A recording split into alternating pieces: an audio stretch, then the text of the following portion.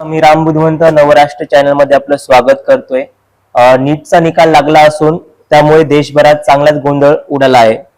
नीटचा निकाल यावर्षीचा खरंच सगळ्यांना आश्चर्यचकित करणारा आहे। 67 विद्यार्थ्यांनी हाय स्कोर करत 720 मार्क मिळवले आहेत। त्यावर सर्वच क्लासेसचे विद्यार्थी आणि जे टीचर आहेत ते प्रश्नचिन्ह निर्माण करत आहेत।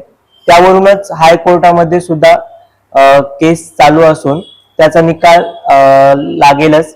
तत्पूर्वी आपण आलेलो आहोत छत्रपती संभाजीनगर येथील एनसीसी क्लासला।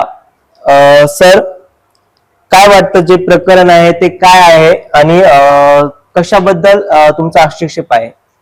नीट 2024 मध्ये जी एक्झाम झाली त्यामध्ये रिझल्ट हा नुकताच आता 4 जूनला लागलेला आहे आणि त्यामध्ये असं लक्षात आलेलं आहे की खूप साऱ्या विद्यार्थ्यांना हे जास्त मार्क्स आलेले आहेत।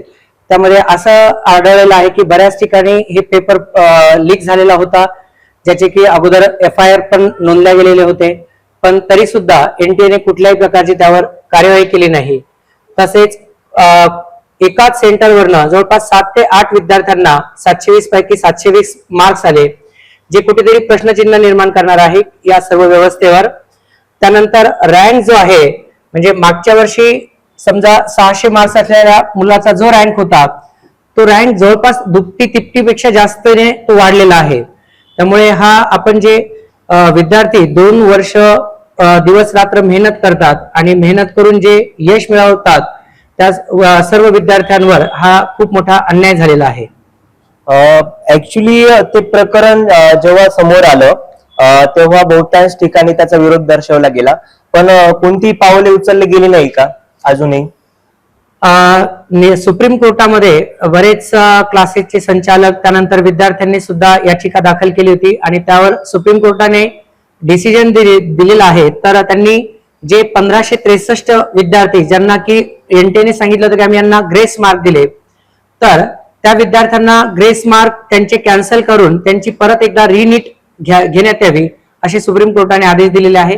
परंतु खरा मुद्दा हा नुसता ग्रेस मार्कचा नव्हताच, जो पेपर लीक झालेले आहेत आणि त्यामुळे काही राज्यांमध्ये जे मुलांना खूप जास्त मार्क्स आलेले आहे, हा तर एक सगळ्यात मोठा त्यातला स्कॅम होता आणि याची चौकशी होणं, यामध्ये दोषींवर कार्यवाही होणं हे अपेक्षित होतं, पण कुठेतरी तो मुद्दा बाजूला पडला आणि फक्त 1563 मुलं जे आहेत त्यांच्यावरच फक्त त्या ठिकाणी कार्यवाही त्या ठिकाणी केलेली आहे।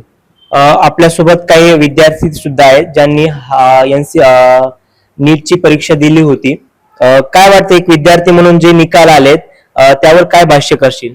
सर, आम्हाला अपेक्षित होतं की आमचे नंबर लागतील। आम्ही पेपर दिल्यानंतर पेपर चेक केले, पेपर चेक केल्यानंतर असं अंदाज लावला होता आम्ही की मागच्या वर्षी कट ऑफ नुसार आतापर्यंतच्या कट ऑफ नुसार जास्तीत जास्त वाढला कट ऑफ ते 5 मार्कांनी, खूप जास्त वाढला तर 10 मार्कांनी वाढेल, पण हा कट ऑफ खूप जास्त 50-60 मार्कांनी वाढायला लागला। असं पेपर लीक झाल्यामुळे हा कट ऑफ वाढायला, मग त्याने आमचं एक विद्यार्थी म्हणून जेव्हा तुम्ही अभ्यास करता, वर्षभर अभ्यास करणं आणि अशी कुठेतरी घटना घडते की पेपर फुटी झालीये किंवा एखाद्या केंद्रावर जास्त मार्क दिले गेले कारण की पेपर उशिरा सुरू झाल्यामुळे, तर काय मनातून अपेक्षा येतात की आपणही एवढा अभ्यास करून जर आपला नंबर लागत नसेल आणि ज्यांनी अभ्यास केला नाही ऐन वेळेस त्यांना मार्क भेटून ते चांगल्या कॉलेजला आता शिकायला जाणार आहेत, काय भावना आहेत तुझ्या? हो ना सर, मग तेच आपण अभ्यास करायचा, एक मार्क पूर्ण कष्ट करून एक मार्क घ्यायचा आणि त्याच्यानंतर फुकटमध्ये यांना मार्क मिळून जाते ग्रेस म्हणून, टाइम वेस्ट म्हणून, आणि ती पण त्यांची चुकी असताना। विद्यार्थी टायमिंगच्या आताच सेंटरमध्ये आलते ना, ते NTA चुकीनुसार त्यांनी चुकी केली आणि तेच ग्रेस मार्क द्यायला लागले, हे कसं चालेल?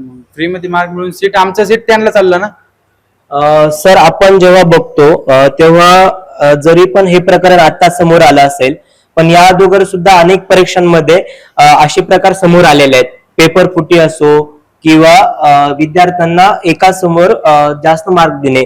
तर काय वाटतं की जे विद्यार्थी खरंच मेहनत करतात, वर्ष अभ्यास करतात, त्यांच्या कुठे ना कुठे भावना दुखावणे किंवा त्यांच्या करिअरला कुठे ना कुठे प्रश्न निर्माण करण्याचं काम ही व्यवस्था करते आहे का?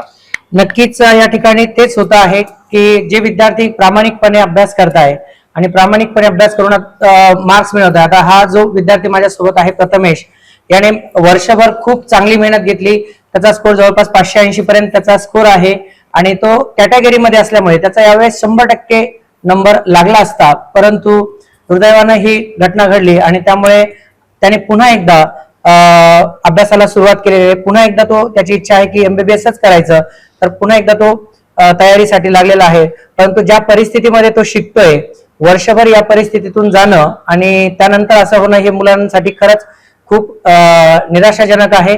एकीकडे आपण तरुणांना, मुलांना देशाचं भविष्य म्हणतो आणि त्या भविष्यासोबतच असं खेळणं म्हणजे हे व्यवस्थेला किंवा या सगळ्या सिस्टीमला काळीमा फासणार आहे. त्यामुळे एनटीएनं नुसतंच रिनीट घेऊन त्या विद्यार्थ्यांची न्याय झाला असं मला बिलकुल वाटत नाहीये.